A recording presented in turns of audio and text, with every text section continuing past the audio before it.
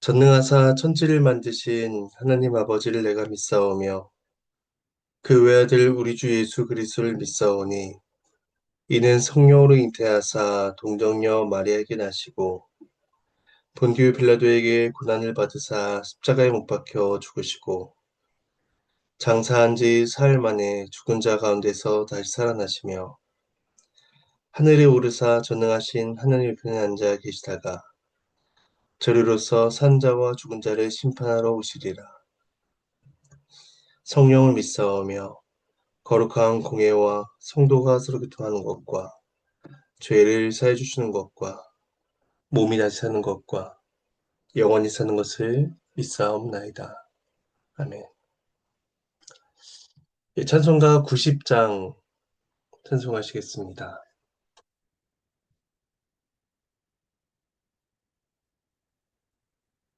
찬송가 90장 1절과 3절을 찬송하겠습니다.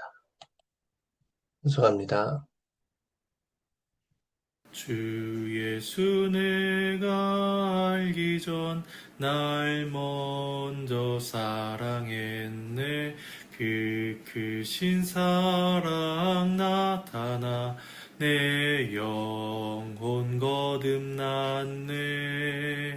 주 내 맘에 늘 계시고 나 주의 안에 있어 저 포도 비유 같으니 참 좋은 나의 친구.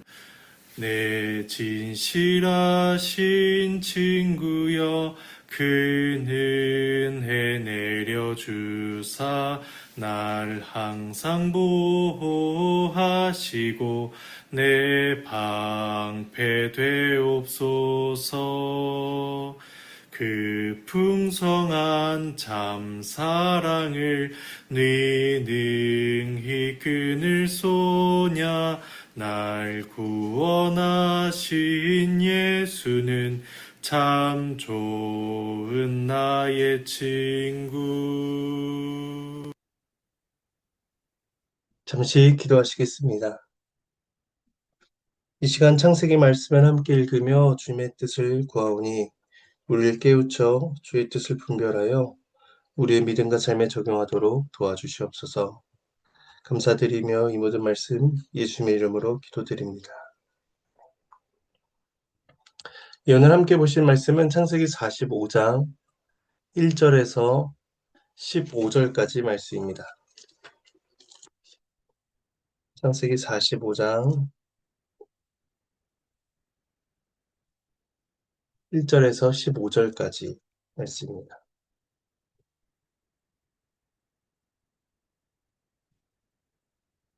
말씀을 나누도록 하겠습니다.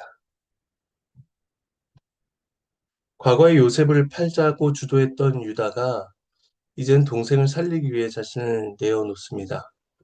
형제들의 변화가 분명히 확인된 것입니다. 오늘 본문인 45장에서는 마침내 요셉이 자신의 정체를 드러냅니다.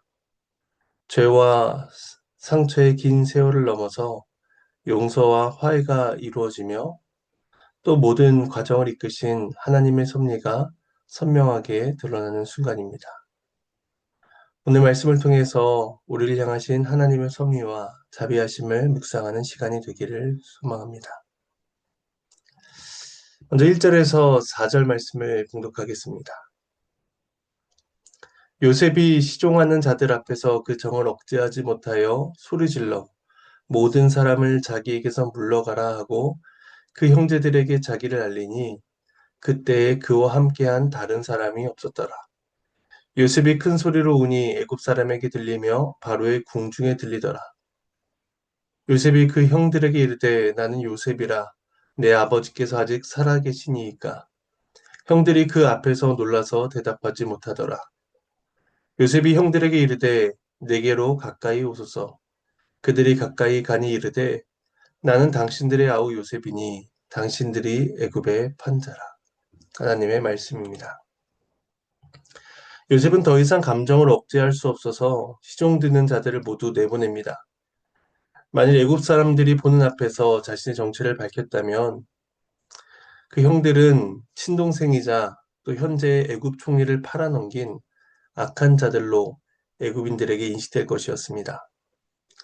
따라서 시종된 자들을 내보냄으로써 형들의 치부가 노출되지 않도록 배려한 것이며 더 나아가 형제들끼리만 있는 그 사적인 자리를 통해서 진실한 대화를 나누고자 했다라고 볼 수 있습니다. 요셉은 통곡하며 웁니다.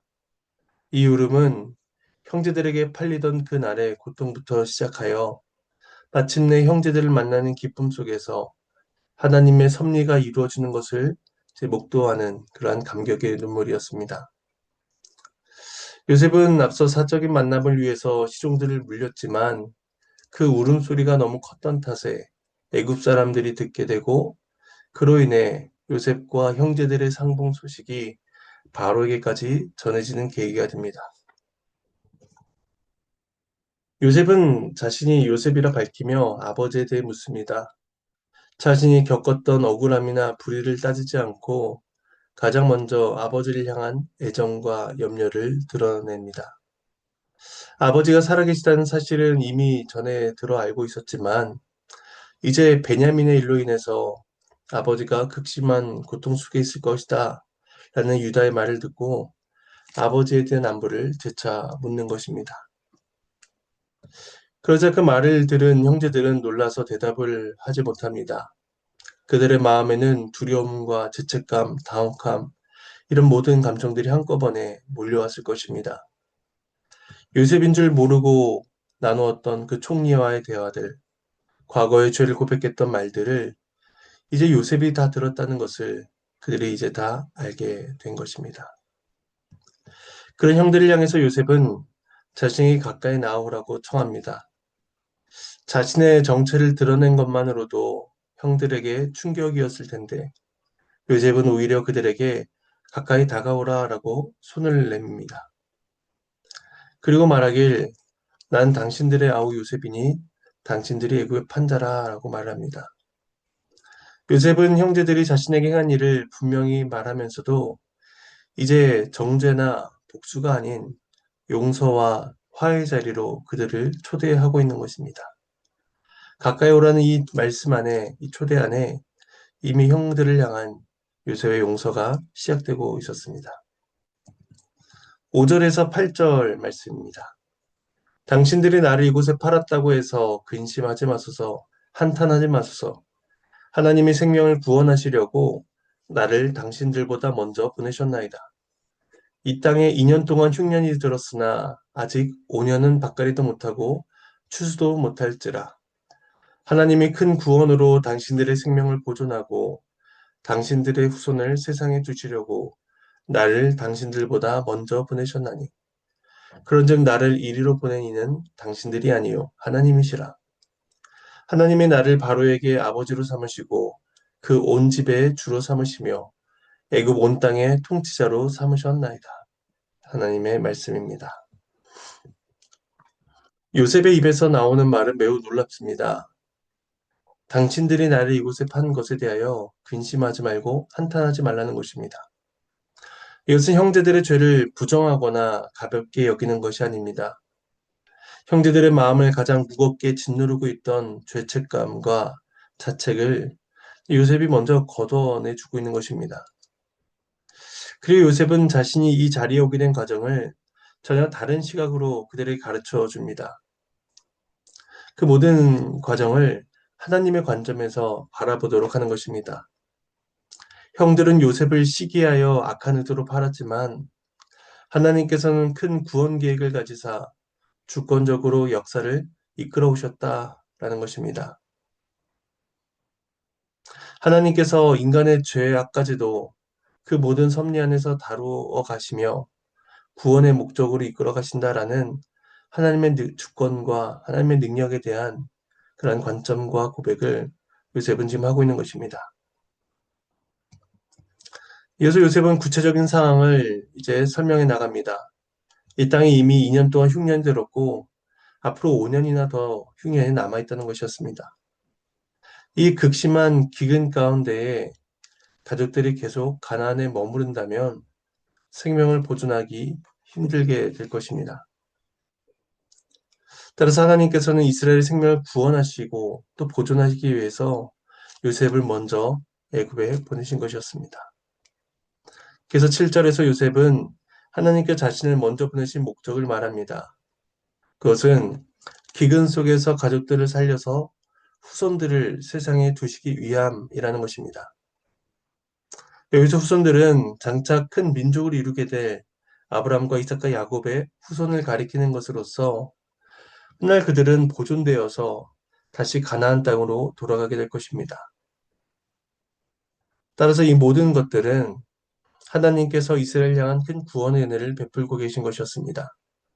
요셉이라는 한 개인의 고난과 비극, 또 회복과 성공이라는 이야기로 그치는 것이 아니라 언약 백성을 향한 하나님의 위대한 구원 사역이 베풀어지고 있는 것입니다. 그러면서 요셉은 다시 한번 고백을 합니다. 그런즉 나를 이리로 보낸 것은 당신들이 아니라 바로 하나님이시라는 것입니다. 요셉은 역사의 배후에서 주도적으로 역사하는 분이 일하시는 분이 바로 하나님이심을 분명히 보고 있습니다. 그는 하나님께 자신을 애굽의 어떤 위치로 세우셨는지를 이제 설명합니다. 바로에게 있어서 아버지요, 또 온 집의 주요, 애굽 온 땅의 통치자로 세우셨다는 것입니다. 이것은 요셉이 누리게 되는 존경과 권세가 절대적인 것임을 보여줍니다. 그리고 이 모든 것들은 요셉 개인의 능력에서 비롯된 것이 아니라 바로 세상의 주권자이신 하나님께서 이루어 주신 일이었습니다. 9절에서 15절 말씀입니다. 당신들은 속히 아버지께로 올라가서 아뢰기를 아버지의 아들 요셉의 말에 하나님이 나를 애굽 전국의 주로 세우셨으니 지체 말고 내게로 내려오사 아버지의 아들들과 아버지의 손자들과 아버지의 양과 소와 모든 소유가 고센 땅에 머물며 나와 가깝게 하소서. 흉년이 아직 5해가 있으니 내가 거기서 아버지를 봉양하리이다. 아버지와 아버지의 가족과 아버지께 속한 모든 사람에게 부족함이 없도록 하겠나이다 하더라고 전하소서. 당신들의 눈과 내 아우 베냐민의 눈이 보는 바 당신들에게 이 말을 하는 것은 내 입이라. 당신들은 내가 애굽에서 누린 영화와 당신들이 본 모든 것을 다 내 아버지께 아뢰고 속히 모시고 내려오소서 하며 자기 아우 베냐민의 목을 안고 오니 베냐민도 요셉의 목을 안고 오니라. 요셉이 또 형들과 입맞춤에 안고 오니 형들이 그제서야 요셉과 말하니라. 하나님의 말씀입니다. 요셉은 가장 시급한 일을 말합니다. 하나님에 의해서 요셉 자신이 애굽 원 땅에 주로 세워졌다는 사실을 아버지에게 속히 가서 전하라는 것입니다. 이제 형들은 자신들이 행한 죄에 대한 정죄를 받는 대신에 아버지를 위한 기쁜 소식을 전한 자로 바뀌게 됩니다. 요셉을 잃은 슬픔에 절망하며 노년을 보내고 있을 야곱에게 형제들이 전할 이 소식은 야곱의 영혼을 힘있게 할 복된 소식임이 분명히 있습니다. 요셉은 아버지와 모든 가족이 고센 땅으로 내려와 자신의 곁에 있게 하겠다라고 말합니다. 고센 땅은 가족들과 가축대가 살아가기에 충분한 목초지를 제공하는 곳이었습니다. 그런데 한 가지 생각해 볼 것은 바로의 승인을 받기 이전에 요셉이 고센을 정착지로 이미 제시하고 있다라는 것입니다. 이것은 요셉이 가족의 생존을 위한 구체적인 계획을 이미 철저히 준비해 두고 있었음을 보여줍니다. 요셉은 형제들에게 자신의 모든 말이 진실임을 강조합니다. 당신들의 눈과 내 아우 베냐민의 눈이 보는 바와 같이 당신들에게 이 말하는 자는 바로 내 입이다 라고 말하며 자신의 말에 그런 확증을 이야기하고 있습니다. 따라서 눈앞에 있는 이 사람이 실제로 요셉이라는 것을 또 자신이 전하는 이 메시지가 진실이라는 것을 형제들을 모두가 증인이 되어 확인하고 또 그것을 가지고 전해야 하는 것입니다. 또한 형제들은 요셉의 정체와 또 요셉이 누리는 영광을 직접 확인한 목격자들이기도 합니다. 요셉이 누리고 있던 모든 영화는 그를 만국의 구원자로 높이신 하나님의 신실하신 주권과 또 승리를 증명하는 것이었습니다. 그들은 그 모든 것을 눈으로 보았고 또 형제들을 향한 요셉의 사랑과 용서를 경험한 자들입니다. 따라서 형제들은 모든 것들을 가나안에 있는 아버지에 전달하고 또 아버지를 모시고 내려올 책임이 있었습니다. 앞서 야곱은 베냐민마저 잃게 되면 슬퍼하며 스올로 내려가게 될 것이다 라고 그렇게 탄식한 적이 있습니다. 그렇게 죽음을 향해서 내려갈 것 같았던 그 야곱의 절망은 이제 요셉으로 인해서 애굽으로 내려오게 되는 희망과 구원의 발걸음으로 바뀌게 된 것입니다. 이어서 요셉이 베냐민의 목을 껴안고 오니 베냐민도 그의 목을 껴안고 웁니다. 야곱의 집안에서 요셉은 마치 금기시되는 이름과 같았을 것입니다. 하지만 죽은 줄로만 알았던 그 형이 살아 있었고 또 하나님의 섭리를 고백하는 그 자리에서 오랫동안 쌓여온 슬픔과 아픔이 눈물로 쏟아져 나오게 됩니다. 이어서 요셉은 자신을 팔아버린 형들과도 입맞추며 옵니다. 하나님의 경이로운 선하심에 압도된 요셉은 자신들에게 치욕을 안겼던 자들을 이제 은혜와 친절로 긍휼로 용납하게 됩니다. 그 후에야 비로소 형들은 요셉과 말을 하게 됩니다. 오늘 말씀을 통해서 우리는 요셉의 용서가 자신의 감정이나 의지에서만 나온 것이 아님을 보게 됩니다. 요셉은 형제들의 죄에 넘어 있는 하나님의 섭리를 분명히 보았습니다. 인간의 악한 의도마저도 선용하셔서 생명을 구원하신 하나님을 신뢰하는 믿음이 있었기 때문에 요셉은 형제들을 향한 용서가 가능했던 것입니다. 이제 말씀을 정리하며 적용점을 두 가지로 생각해 보겠습니다.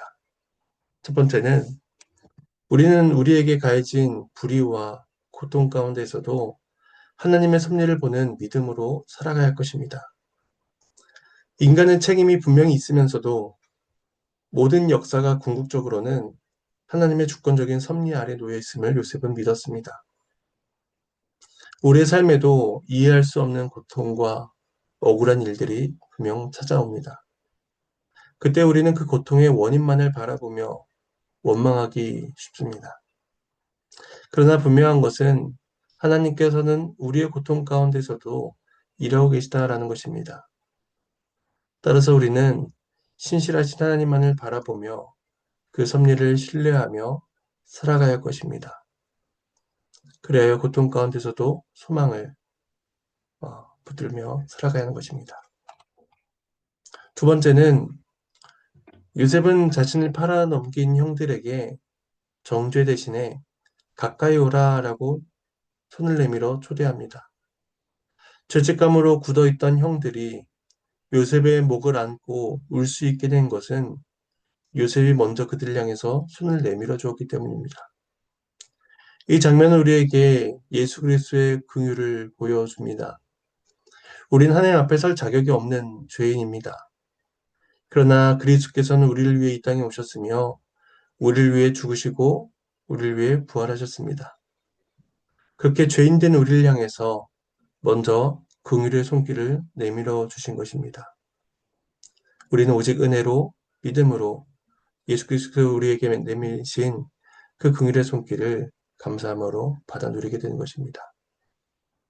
그 그리스도의 부르심 앞에 감사함으로 나아가 죄사함의 기쁨과 은혜를 누리는 우리의 모든 삶이 되기를 소망합니다.